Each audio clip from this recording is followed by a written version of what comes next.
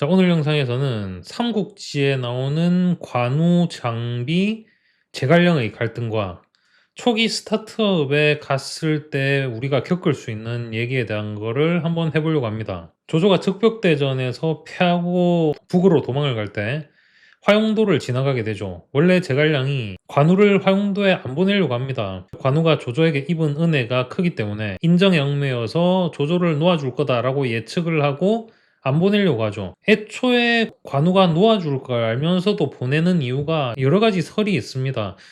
그런 실수를 하게 만들므로 해서 오만한 관우의 길을 한번 꺾어줘서 제갈량이 우위에 서겠다라는 생각이 있었다는 얘기도 있고, 조조가 아직 죽을 운명이 아니기 때문에 관우에게 그 은혜를 갚을 기회를 한번 줘서 부담을 들어주겠다, 뭐 이런 설도 있고, 합리적인 설 중에 하나는 조조를 유비가 죽이게 되면은 조조의 핵심적인 원수가 될 거고, 그러면 송건이 있는 동호보다 조조의 공격을 받게 될 거다 라는 측면의 설도 있습니다. 관우가 조조를 놓치고 돌아왔을 때 있었던 이 일들이 삼국지 전체 내용을 통틀어서 봐도 가장 코미디 같은 일이라는 생각이 들었습니다. 관우는 어쩔 수 없이 조조를 놓아주고 왔으니까 자기 목을 내놓겠다라고 하죠. 근데 관우 생각에 자기 목을 내놓는 게 뭐 제갈량이 자기를 죽일 수 있을 거다, 유비가 자기를 죽일 수 있을 거다라고 생각이나 했겠습니까? 당연히 못 죽일 거다라고 생각을 했겠죠. 그래서 제갈량이 군령장에 따라서 관우를 참수하라 했더니 장비가 옆에서 난리를 치면서 우리 형님을 죽이면 나도 제갈량 너를 죽여버리겠다, 뭐 이렇게 하고 난리를 치죠. 여기까지만 해도 콩가루인데, 또 갑자기 옆에 있던 유비는 우리는 뭐 한날 한시에 죽기를 맹세한 형제이기 때문에 내가 먼저 죽어야 된다, 관우보다 내가 먼저 죽겠다, 그 장면 자체가 완전 그냥 코미디 아닙니까? 거기 있는 유비, 관우, 장비 3명 중 누구도 자기들이 진짜 죽을 거다라는 생각은 안 하고 연극을 펼쳤을 거고, 제갈량 입장에서 봤을 때는 굴령이고 뭐시고 아무것도 먹히지 않는 콩가루 조직이구나, 유협 집단이구나라는 생각을 했겠죠. 자, 스타트업에서도 여러분들이 이런 상황을 많이 겪었을 것 같아요. 스타트업에서도 규모가 커지면서 외부 전문가들을 채용을 하기 시작하죠. 물론 대기업에 적합한 인재들이 스타트업에 와서 핸즈온을 못하는 상황에서 스스로 자멸하는 경우도 비일비재하지만, 스타트업이 성장하고 규모가 커짐에 따라서 외부 전문가를 데려오는 것은 필수적인 일입니다. 이거는 초창기 스타트업에 뛰어난 분들도 많이 계시겠지만 인재 풀이 평균적으로는 조금 낮은 편이에요. 그래서 스타트업이 성장하고 규모가 커지면 외부 인재를 영입해서 그 후의 시기를 대비할 수밖에 없습니다.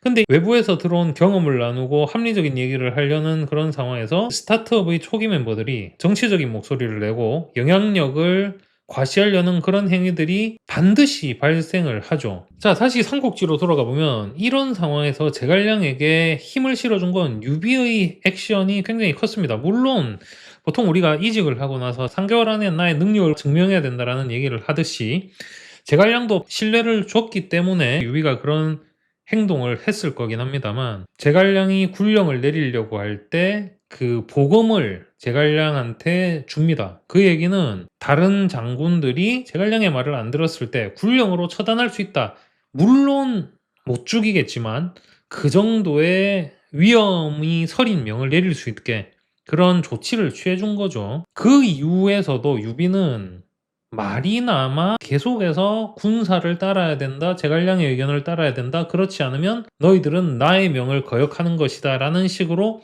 끊임없이 제갈량의 권위를 세워주기 위해서 노력을 합니다. 근데 생각해보면 이 정도로 권위를 세워주기 위해 노력을 했음에도 불구하고 결정적인 상황이 되면은 관우장비가 제갈량 말을 귓등으로도 안 듣는 상황들이 생기죠. 이거는 어쩔 수가 없는 겁니다. 근데 스타트업에서는 어떻습니까? 대표나 뭐 창업자가 초기부터 있었던 7년, 8년 있었던 멤버들이 얘기를 하면은 이거를 단호하게 끊지를 못합니다. 실질적인 의사결정권자에게 힘을 실어주는 액션은 해야 되는데 그런 게 안 되기 때문에 콩가루가 되는 상황이 비일비재하다는 거죠. 자, 그래서 이게 이제 재밌는 현상이 생기는 게 뭐냐면, 새롭게 들어온 경력자, 전문가는 가면 갈수록 자신의 의견이 채택되는 빈도가 늘어가는 것으로 자신의 영향력을 평가하게 됩니다.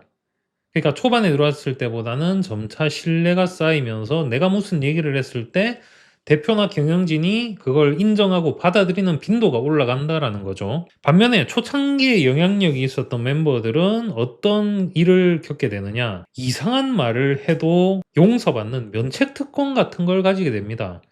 회의에서 합리적인 얘기를 사람들이 다 하고 있는데 괜히 뚱딴지 같은 딴지 거는 소리를 한다든지, 아니면 다른 사람들은 의사결정에 대해서 데이터 기반으로 얘기를 하고 있는데 내가 해보니까 그렇던데 그건 안 좋은 방식이야. 내 주위 사람들은 뭐 안 그러던데, 이런 식의 발언을 해도 면책을 받는 그런 특권을 가지고 산다라는 거죠. 자, 그래서 이게 어떻게 보면은 코미디 같은 상황이지만 저는 판도라의 상자 교훈 같은 느낌이 좀 듭니다. 보통 어릴 때는 저희가 판도라의 상자의 교훈을, 판도라의 상자를 열면 안 돼요. 열지 말라는 거는 열면 안 됩니다라는 교훈으로 생각을 하지만, 사실은 판도라의 상자 교훈은 왜 희망이 그 안에 같이 들어 있었을까? 그 수많은 고통과 나쁜 것들 사이에 희망이 왜 같이 들어 있었을까?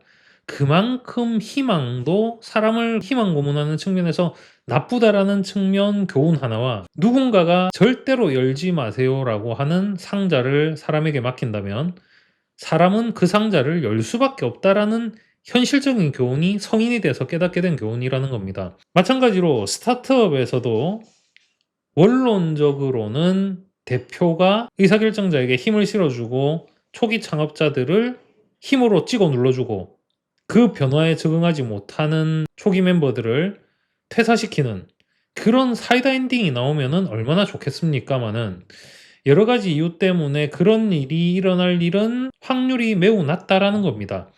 그래서 저희는 삼국지의 교훈과 판도라의 상자에서 알 수 있는 동화 같은 교훈과 실질적인 교훈의 차이를 생각해 보면, 초기 멤버를 힘으로 찍어 누르거나 의사결정권으로 관철시키려는 시도는 언제나 좋지 않는 결과를 낳는다라는 거를 인지하고 스타트업 생활을 하시면 좋을 것 같습니다. 회사의 조직이 커져가면서 조직 구조나 역할, 일이 진행되는 방식 등에 대해서 고민이 있으면 제가 댓글에 달아드린 링크로 무료 컨설팅 신청을 해주시면 고민에 대해서 같이 한번 생각해보는 그런 시간을 가질 수 있을 것 같습니다.